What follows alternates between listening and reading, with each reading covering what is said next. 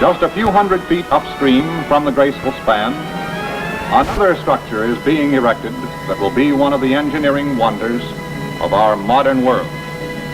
It's the Glen Canyon Dam, which, on completion, will be the second highest dam in the United States, fourth largest concrete structure in the world, and one of the greatest construction projects of the 20th century.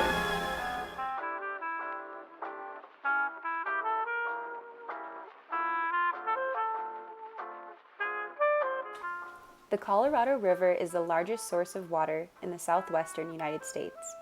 It stretches across 7 states, irrigates 5.5 million acres of land, and supplies 40 million people with water, power, and recreational opportunities. Prior to large projects aimed to tame the strong and massive river, its flow wasn't always dependable. In the late 1890s and early 1900s, several floods ravaged Imperial Valley, a small farming community in California, as well as Yuma, Arizona. Following these catastrophic disasters, California and Arizona began to call for a dam to control the river's unpredictable discharge. In 1922, the Colorado River Pact was passed to officially allocate the flow of the river and its tributaries across the affected territories. As an effect, the land impacted by the river was divided into 2 sections, the Upper Basin and the Lower Basin. The Upper Basin is comprised of Utah, Colorado, Wyoming, and New Mexico. The Lower Basin includes Nevada and California. The pact guaranteed 7.5 million acre-feet of water yearly to the Lower Basin states. Arizona signed the Colorado River Pact in 1944, 22 years after its creation, as they were originally concerned that California might seek to approve a portion of its share before they could put it to use. After construction of the Glen Canyon Bridge was finished, workers began to come to the area to start work on the dam. Because the site is in a remote and rugged part of the Colorado Plateau, a new road was built to move supplies efficiently. U.S. Route 89 was finished, connecting Flagstaff, Arizona to Kanab, Utah. After the bridge was completed, workers began to move to the area to begin construction on the dam. The construction site grew as more workers joined the project. Housing and accommodations were needed, so the town of Page, Arizona was created. Starting in 1956, work began on 2 diversion tunnels. Each tunnel is 41 feet in diameter, the same length of a Boeing 747 from tail to nose. Each tunnel has a capacity of 200,000 cubic feet per second. The right tunnel is designed for carrying the Colorado's normal flow, while the tunnel on the left is used for floodwater. Concrete placements began on June 16, 1960. An enormous concrete plant was implemented by the Phoenix Cement Company.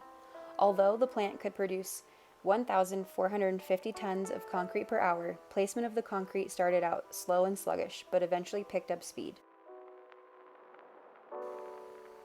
Concrete was poured into a series of wooden molds. The molds were designed to be 7.5 feet high, the highest being 210 feet high and 60 feet wide.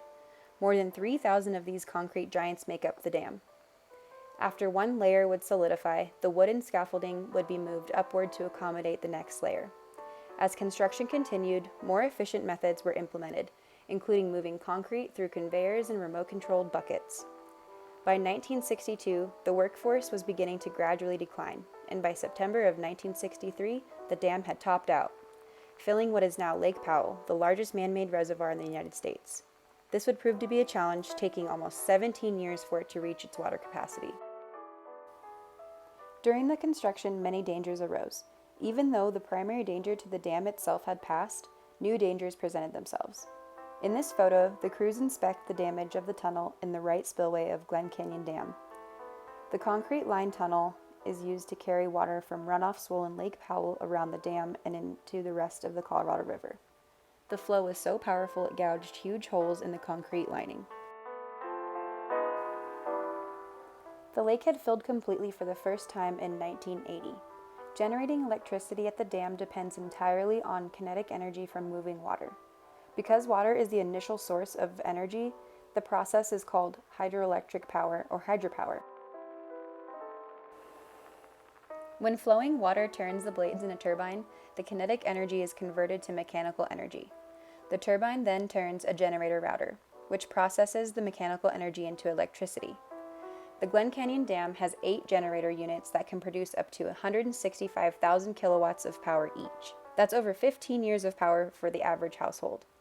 With a total of 1,320 megawatts, it helps supply the electrical needs of about 5.8 million customers in the southwestern United States.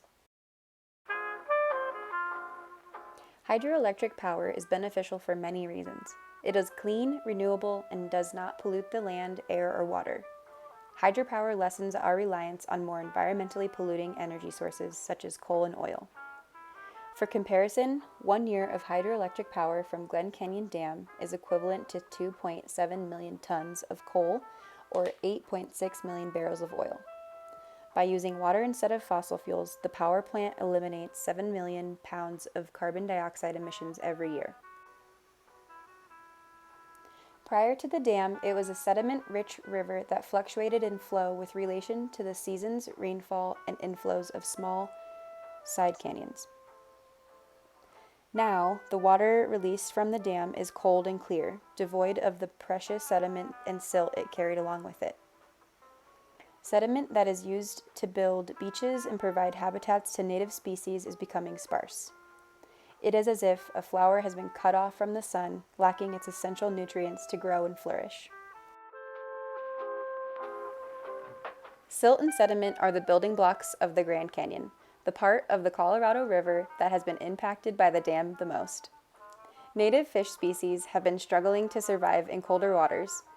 3 species have already gone extinct: the Colorado squawfish, the round-tailed chub, and the bony-tailed chub, with 5 other species becoming endangered. Third-party groups have begun to redistribute sediment downstream to help the fragile ecosystem, but they can only do so much.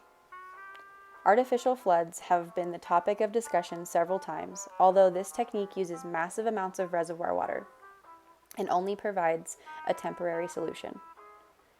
The only way for this ecosystem to truly return to the state of normality is with the deconstruction of Glen Canyon Dam. Mother Nature will find a way to return this landscape to its former glory.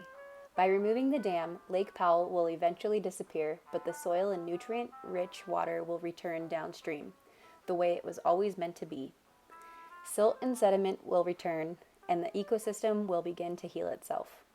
Humans try their best to use the planet to their advantage without thinking of the repercussions further down the line.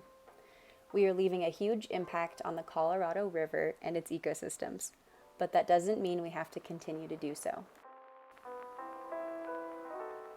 You can experience the Glen Canyon Dam and the Carl Hayden Visitor Center in Page, Arizona.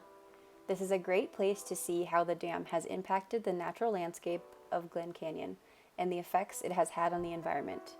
Find out more information on this unique site at www.nps.gov.